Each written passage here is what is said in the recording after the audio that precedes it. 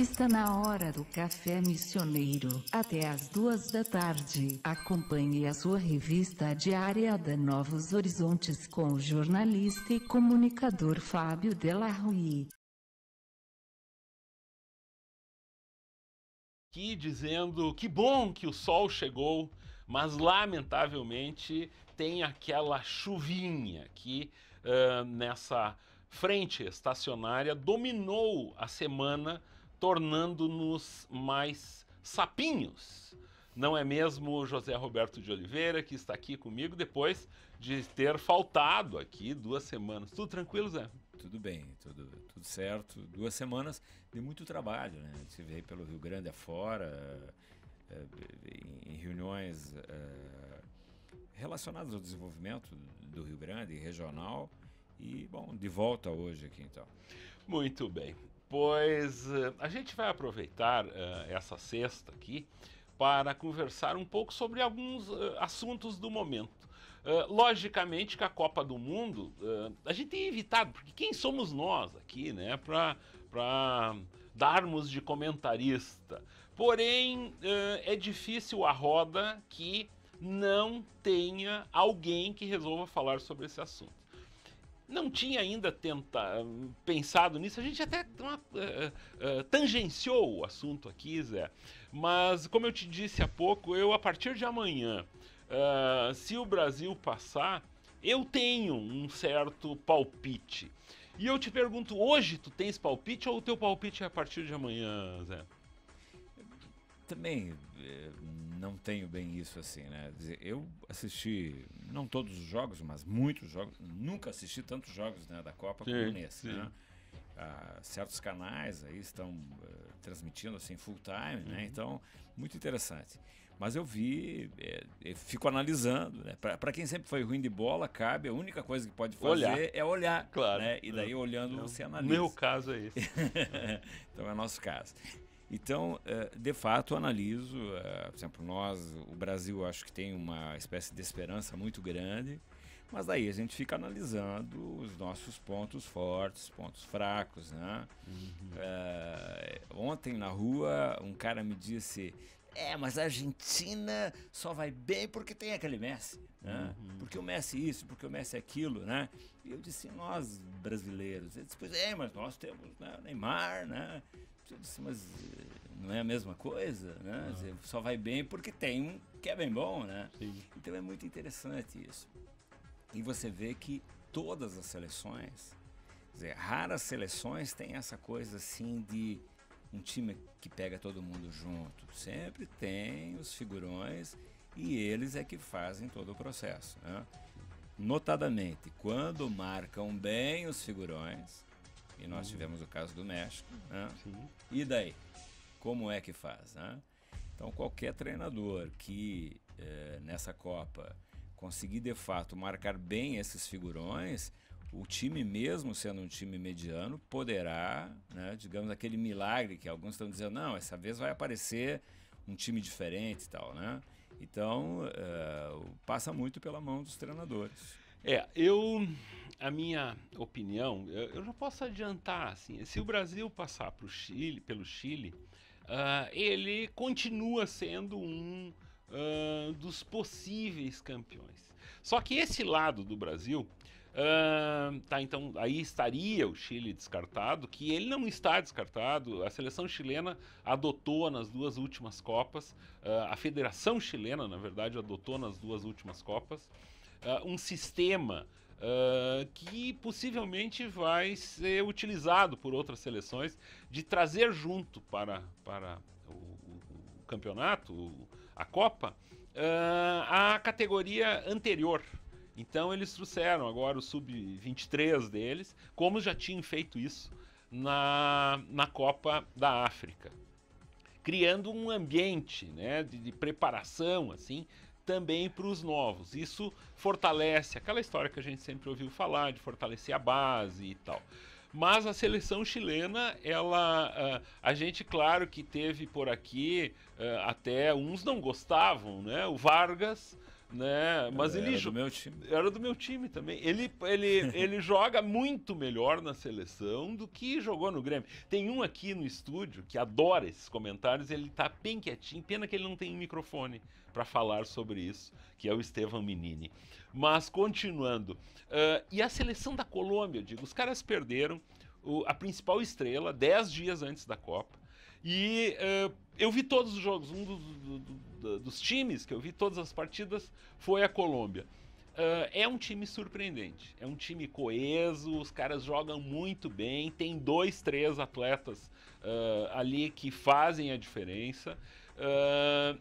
Então vamos pensar nesse lado do Brasil. A gente tem Brasil e Chile, temos a Colômbia, temos a França, temos a Holanda e temos a Alemanha. Não é? Não, a Holanda está do lado da Argentina. Mas nós temos esses, tirando a Holanda que eu falei, temos esses times aí com possibilidades. Do outro lado fica mais fácil, a menos que a Costa Rica continue surpreendendo. Nós teremos, eu não estou com a tabela na mão, quem me assiste na TV está vendo que eu estou fazendo isso apenas com as lembranças. Sim. Mas temos do lado de lá a Argentina, a Holanda e a Costa Rica. Tá mais fácil enxergar quem vai chegar do que do lado de cá. Perfeito, acho que e eu, assim, tomara que eu esteja errado, mas eu acho que afinal, ou é Holanda e Alemanha, ou Argentina e Alemanha. Eu diria isso. Tomara que eu esteja errado para poder comemorar com todo mundo. Eu acho que, assim, voltando ao Brasil, acho que se o Brasil, com a entrada desse último menino que entrou agora no meio de campo lá, né? O número 5 nosso lá, Fernandinho, né? Eu acho que ele deu um up pro time muito diferente daquele anterior, né? Por exemplo, se tiver um bom meio de campo, se o Oscar, por exemplo, acordar, né? Tava com insônia no dia anterior, não deve ter estado bem naquele dia. Quer dizer, se ele acordar e jogar o que ele sabe jogar. Então o time pode estar bem. Eu tenho uma coisa assim com o nosso goleiro, ainda não parece que ele está. Mas é que a zaga brasileira é boa, mas eu sinto uma coisa nele assim, né? Aquela última bola, aquele gol ali que o cara cruzou ali, ele nem foi na bola, quer dizer, aquilo era de um goleiro ter ido na bola. Todo mundo ficou esperando né? Bom, então me parece que se o Brasil pôr a jogar, ou seja, esses jogadores nossos realmente jogarem o que sabem jogar, é uma seleção que tem condições de chegar, né? Mesmo assistindo, por exemplo, os outros times todos, né? A Holanda, por exemplo, que a primeira partida encantou a todos, né? Bom, mas na segunda partida já o modelo de jogo foi diferente, já estavam completamente atrapalhados. Então é muito interessante de ver também essa sazonalidade, né, durante digamos, o campeonato como um todo, durante a Copa como um todo, né? Como tem altos e baixos dos times. Então, bom, o Brasil tem condições, tem atletas, os atletas que estão nos principais times do mundo, né? Então, acho que tem condições, mas tem que fazer jogar o que jogam efetivamente esses atletas. O Oscar é um que tem que entrar, né? Por exemplo, quem lembra dos gols que ele já fez na vida, tal, que driblava meio mundo e tal, bom, aquele cara tem que reaparecer e ele tem que ser o grande articulador do meio de campo. Né? Bom, e assim por diante. Nós aqui e outra coisa interessante, eu não me lembro se eu vi isso no Sport TV na madrugada ou mesmo na Globo, uma contagem de tempo, de quanto tempo o nosso centroavante, o Fred, fica com a bola. 13 segundos na melhor das hipóteses. Na melhor das hipóteses. Que loucura aquilo, né? É uma coisa, por exemplo, teve partida que ele, durante todo o jogo, ele tocou na bola por 10 segundos. Sim. E na partida que ele tocou por 14 segundos, ele fez, um desses segundos é o que ele chutou a gol e fez o gol. É impressionante e é muito triste a vida de um centroavante, né, nesse caso. Quando você diz chutou, embarrigou. Embarrigou. Pois uma última, antes do intervalo, ainda falando sobre futebol, fica aqui a dica, a gente já tocou nesse assunto, para quem tem TV por assinatura e tem esse leque de opções aí para assistir a Copa, eu chamo a atenção em especial para a transmissão da Fox Sports 2, que é mais ou menos assim, a Fox Sports normal, a 1, se é que dá para se chamar assim, ela tem uma transmissão séria, né? Aquela transmissão clássica, nem tão clássica, essa transmissão atual da televisão. Pois no Fox Sports 2 eles importaram um que estava desempregado, que é o Paulo Bonfá, que por muito tempo comandou a turma do Rock e Go, que era um programa que existia na MTV, na antiga MTV, e ele trouxe um estilo popularizou um estilo de gravação, de transmissão muito bem humorada. E deu espaço para humoristas, alguns da velha guarda e humoristas da nova geração, muito populares por aí, no YouTube e nas redes sociais, como o Jacaré Banguela, trouxe também da MTV a dupla Hermes e Renato, o Cid Não Salvo, e também um comentarista cego. E essa que eu considero, assim, ó, com todo respeito, enfim, há uma bela sacada, né? Alegando que os comentaristas dos outros canais todos são cegos, só que o único cego de verdade era o comentarista do Fox Sports. Eles já começou a rolar porque a Fox Sports ela tem também os direitos de alguns jogos do Brasileirão, da Copa do Brasil. É o mesh que eles fizeram para que o Sport TV possa transmitir os jogos da Libertadores. Eles fizeram um esquema trocando algumas partidas. A pressão popular aí da galera é que a Fox passe a transmitir outros jogos dos outros campeonatos com essa turma que se formou agora.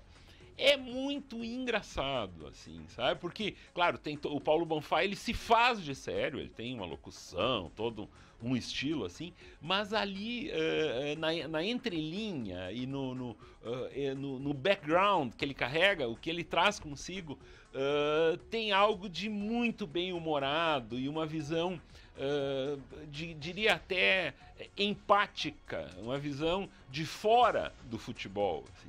E isso que torna muito divertido. De si. Também esse nosso jeitão brasileiro, né? Aliás, as matérias mundiais têm falado sobre isso, sim, né? Sim. Essas coisas estão... Bom, todo mundo esperava que o Brasil tivesse uma zona, né? E não, tudo está dando certo. Tem um jeitão brasileiro que às vezes não dá tão certo, mas daí as pessoas são agradáveis, né?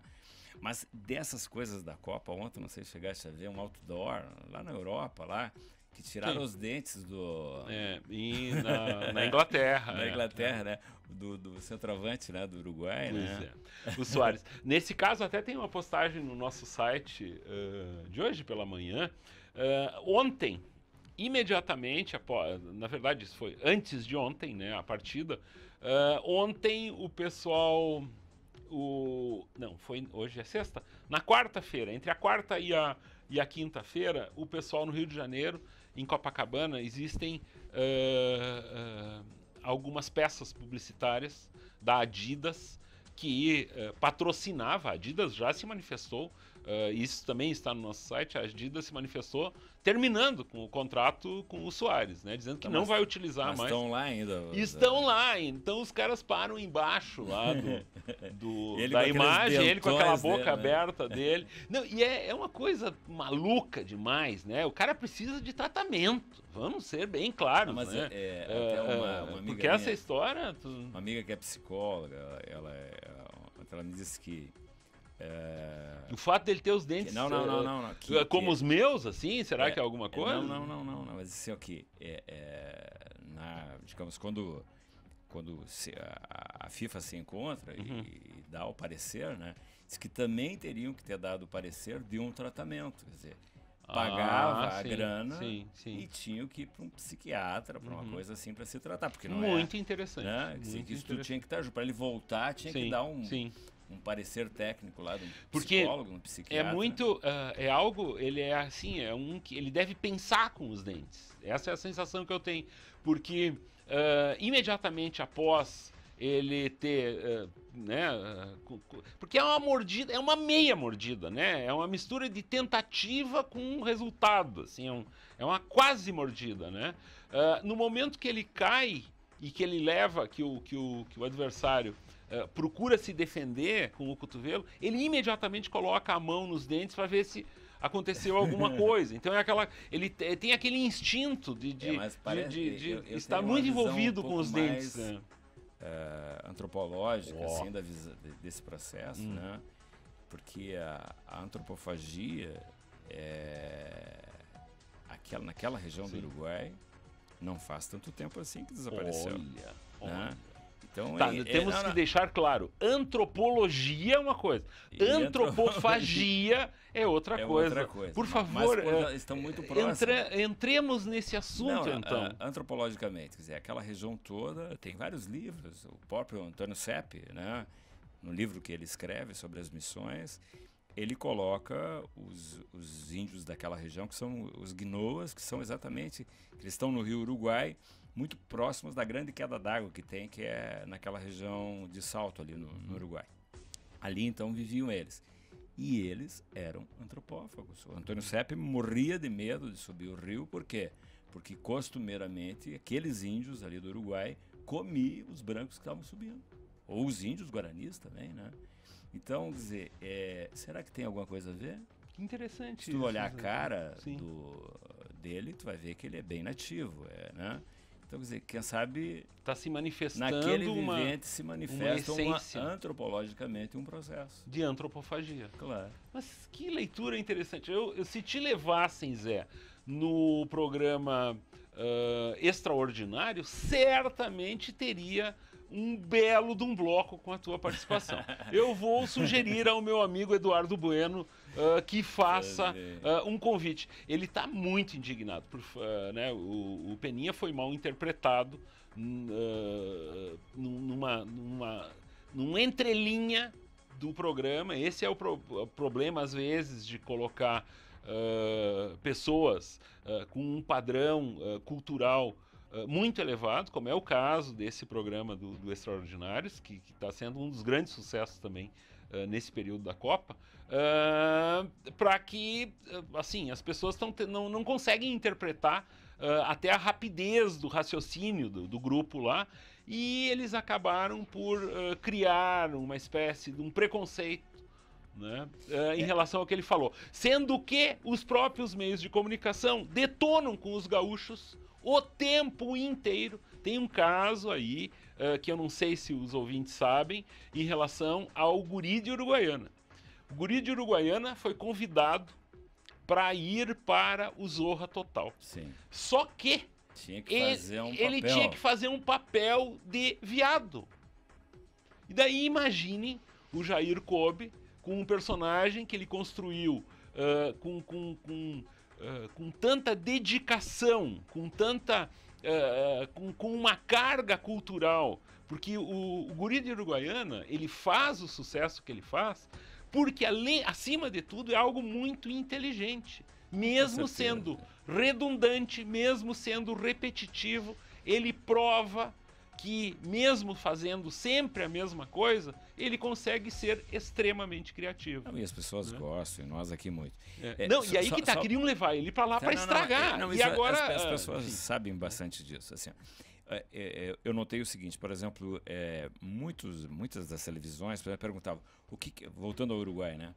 O que é a alma charrúa, né? E falavam de tudo que é coisa, e por exemplo, as pessoas, para ver como falta leitura, né, para os jornalistas lá desse eixo Rio-São Paulo, né? Então, obviamente, a alma charrua, quer dizer, ali no Uruguai eram guinoas e charruas, os índios, né? Os charruas iam desde aquela região do Ibiqui, descendo aqui, né? Pegando todo aquele grande eixo até onde é Montevidéu, Punta hoje, toda a grande região ali. E os charruas são a base genética da formação do Uruguai. Os charruas mais, digamos, do meio do Uruguai para o litoral, e os guinoas, que eram os que faziam antropofagia, do meio do Uruguai para o rio Uruguai, né? Então, só que e alma charrua, o que é? A alma exatamente desses índios, charruas, guerreiros. Charrua é aquele índio que aparece nas imagens com a do lança. índio com a lança em cima do cavalo, em que ele se protegia, ele Com o protegia próprio o seu cavalo. corpo com o próprio cavalo. Sim. E os europeus não gostavam de dar tiro em cavalo, Sim. né? Que aquilo era Ele se escondia atrás. Ele se Ele escondia. abraçava o pescoço do cavalo e um pé atrás, né? E eles foram os maiores cavaleiros, né? Bom, tanto que aqui em São Borja, metade da redução era charrua e a outra metade era guarani. Né? E falavam guarani, daí guaranizaram os charruas também. Então é isso, quer dizer, mas o que tem a ver esse nosso assunto, né? Quer dizer, o processo cultural, o processo bibliográfico, essa questão toda, está sempre paralelo, e uma pena que a gente vê nesses comentários nacionais, muitas vezes, um desconhecimento dessas questões todas, né? E que, por que só numa Copa do Mundo se dá espaço para uma leitura mais universal ou mais intelectualizada do esporte, do futebol, como está ocorrendo agora. Não fica-se só naquele feijão com arroz, em cima do lance, em cima do incidente, em cima de um erro do juiz. Porque é muito interessante isso. Quer dizer, tem uma frase já velha, né? Quer ser globalizado, cante a tua aldeia. Claro. Né? Então, veja que é um grande momento de cantar a aldeia. Por exemplo, esta leitura Brasilis, né? Desde o pessoal que está em Manaus, né? O pessoal dos jornalistas está louco, isso aqui é o inferno, né? Isso aqui é o calorão que tem aqui, a umidade e tal. Bom, daí os caras que estão em Porto Alegre esses dias estavam se queixando lá, 10 graus, tá louco isso aqui, né? Então, esse Brasil, essas multifacetações do Brasil, né? Todos os estádios, essa coisa do Nordeste, Brasília, que é um mundo à parte, né? Então, que interessante de que isto venhamos a ser conhecidos. Para integrar, eu acho. O Rio Grande do Sul fez uma propaganda na Argentina extraordinária. Outdoors gigantes, aonde a metade do outro, tem uma pessoa convidando eles para virem para cá, a metade do outdoor é Missões e a outra metade do outdoor é Porto Alegre, né? E com isso, enlouquecidamente, está entrando e continua entrando. Sim. Agora tem uns voltando, mas tem uns chegando. Então é muito interessante, inclusive do ponto de vista econômico, a Copa, né? O Rio de Janeiro, as pessoas, o Nordeste, todos os estados, as pessoas estão assim, eufóricas com a questão econômica que está acontecendo. Restaurantes, hotéis. Eu tenho um sócio meu que tem um hotel em Porto Alegre. Ele não atende nem mais o telefone, eu não consigo, isso aqui está lotado de gente. Então, é muito interessante isso tudo. Nós vamos a um breve intervalo, estamos relativamente atrasados aqui, mas já voltamos. A melhor rádio do seu rádio. Novos Horizontes. FM. Estamos de volta com o Café Missioneiro com o jornalista e comunicador Fábio Della Rui. Agora o assunto não é mais Copa do Mundo, e o assunto é um decreto do dia 23 de maio, um decreto nacional do dia 23 de maio, de número 8.243. O que esse decreto da presidente Dilma diz? Ele institui a Política Nacional de Participação Social. A sigla para isso é PNPS, e também foi criado o Sistema Nacional de Participação Social, o SNPS. O que isso significa? O que isso vai fazer? O que ele representa em relação aos investimentos? O que ele representa em relação ao que os políticos estão pensando sobre isso? Este é o nosso assunto a partir de agora. O Zé chamou a atenção para essa questão, e isso é de deveras importância. Pena, por um lado, que isso esteja ocorrendo, não ocorra um grande debate, ou que esse tema não tenha toda a visibilidade no nosso país. O Zé explica melhor isso para os nossos rádio ouvintes e para quem nos acompanha pela web. Bom, sabes que eu sou eu trabalho em alguns grupos de pesquisa, né? E um dos grupos de pesquisa da CAPES, que é um instrumento nacional hoje que coordena todo o sistema de pesquisa no país, é o grupo de gestão social, que há anos um conjunto de doutores, pós-doutores, mestres na área de desenvolvimento vem trabalhando e ofertando esse modelo ao país. Todavia, ele tinha sido rechaçado durante muitos anos. O que é esse modelo? É um modelo onde a sociedade diz o que quer, quais são as obras, como quer lidar com o orçamento nacional, né?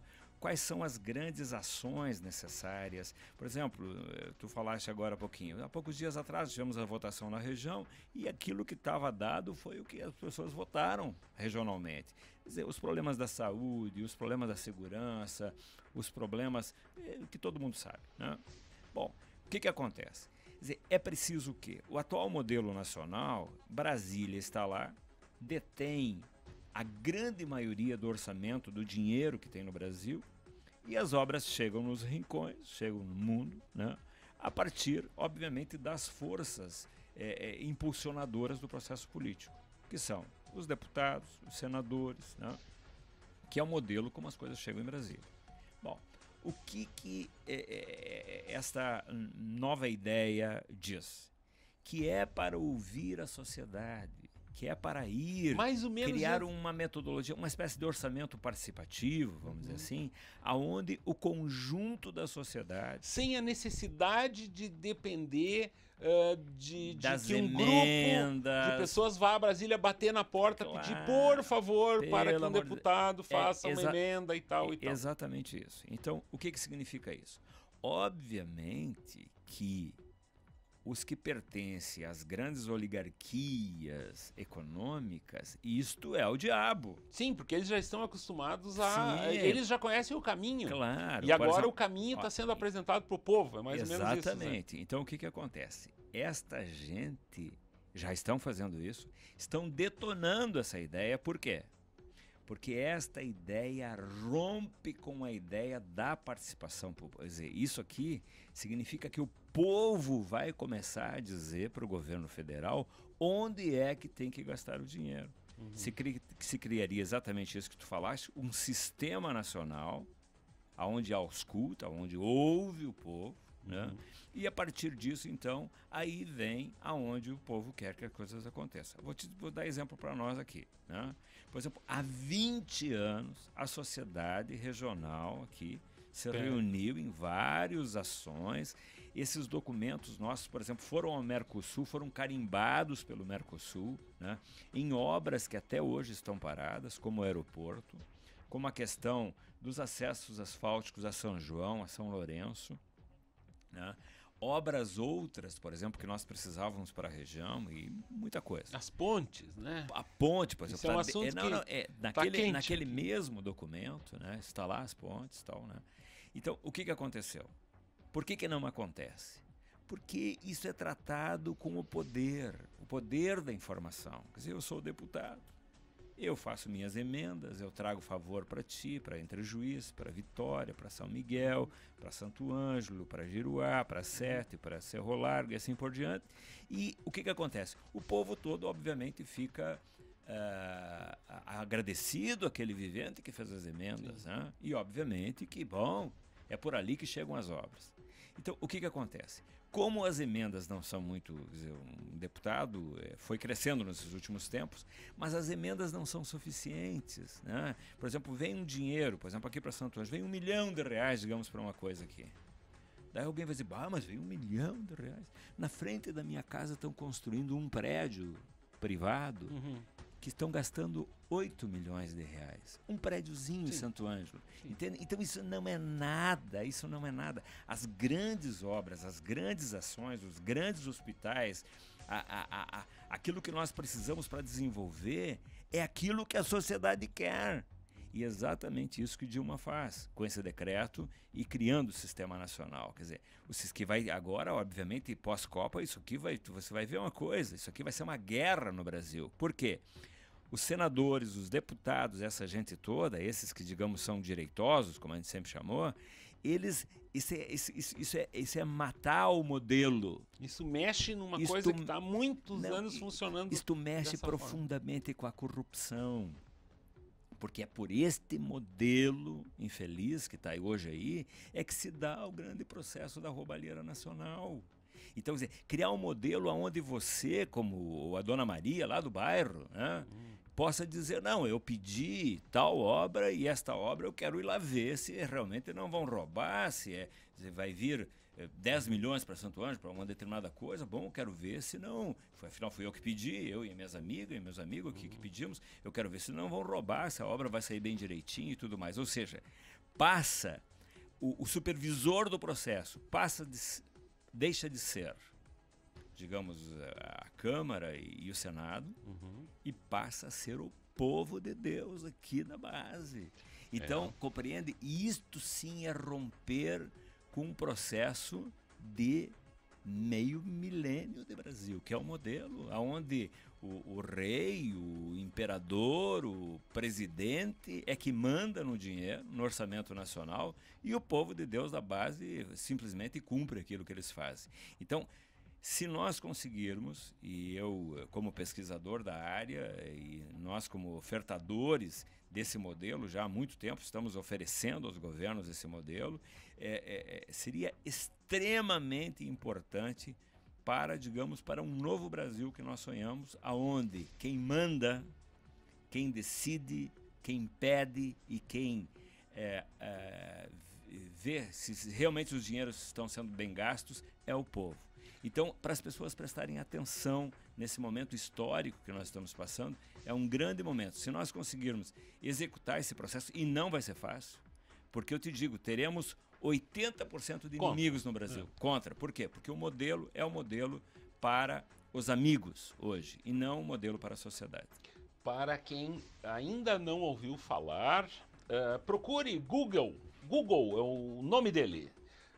Decreto 8.243 de agora, menos de um mês atrás, não, mais de um mês, hoje já é dia 27, um mês e 4 dias, dia 23 de maio de 2014, Política Nacional de Participação Social, PNPS, ou Sistema Nacional de Participação Social, SNPS, e este certamente será um dos grandes assuntos imediatamente após o final da Copa. A gente encaminha o final do programa e eu quero chamar a atenção ainda para uma questão levantada ontem e veiculada no nosso site. A Novos Horizontes foi certamente o nosso site e a emissora também uma das primeiras do Estado a chamar a atenção para a questão das barcas, tanto de Porto Xavier como de Porto Mauá, que não estão operando. Eu tratei ontem cedo da manhã, de entrar em contato com o pessoal de Porto Mauá e o pessoal de Porto Xavier, que prontamente passaram as informações e já com algumas fotos do que estava acontecendo lá, e a gente postou isso já no começo da manhã para alertar. A minha preocupação é que era o dia após a festa argentina em todo o Rio Grande do Sul. A gente sabia que por aqui, na RS 344, pelo menos parte destes argentinos teriam entrado por Porto Mauá e por Porto Xavier. Como que eles voltariam? Isso que eu queria saber. São Borja. E o que tu tem? Agora o retorno foi por São Borja. Mas, Zé, eu te pergunto, qual a situação da região com essas chuvas? Assim, eu tenho andado bastante pela região nos últimos... Aliás, eu gazeei 2 semanas aqui porque eu andava campo afora aí, visitando a região, indo nos rincões aí. Já essa semana, desde segunda-feira, se notou a sobreelevação dos arroios aqui da região, que já estavam nas lavouras, né? Antigamente a gente diria campo afora, mas na verdade estão nas lavouras hoje em dia. Lavouras né? lá fora. E 17 metros em em Porto Mauá, isto significa que pegou água na prefeitura. O primeiro piso da prefeitura está alagado. Já está em 17 Já metros? está ali. Eu vi uma foto agora, meio-dia. Já está em 17 metros. Significa que ali, quem costumeiramente vai a Mauá, né? Ali a aduanazinha, aquela pequenininha que eles têm ali já afogou. Não tem mais nada. Nem o telhado tá aparecendo mais. Então, se a água bateu na prefeitura, que fica já no alto ali em Porto Mauá, né? Diz que ainda o gabinete do prefeito ainda dá para usar, chega o meio de canoa por lá, né? Mas então significa que realmente a coisa está muito feia, né? E obviamente isto vai descendo e lá para baixo também, São Borja, assim por diante.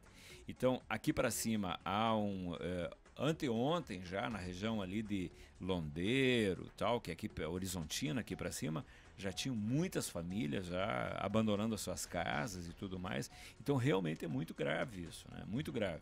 Aqui nós estamos tendo um problema muito sério da questão das lavouras, o trigo que já deveria estar bem nascidinho, a grande maioria nem plantado foi ainda, né? O assoreamento, havia muitas terras de plantio direto, as pessoas deram uma mexidinha nela no último tempo, que há muito tempo não tinha sido mexido, e essas terras estão descendo, tanto que o Ijuizinho, que normalmente a água é muito limpa, está muito suja. O Ijuí está horrível, a água significa o quê? Mesmo num processo de plantio direto, está descendo terra, né? Tá assoreando o rio. Então, eu vejo assim com bastante gravidade. Dizem que chove até domingo, né? Então, de fato, é um problema sério. Muitas vezes nós que vivemos nos apartamentos ou nas boas casas aqui, não temos a clareza, às vezes, das dificuldades da nossa gente do interior, né?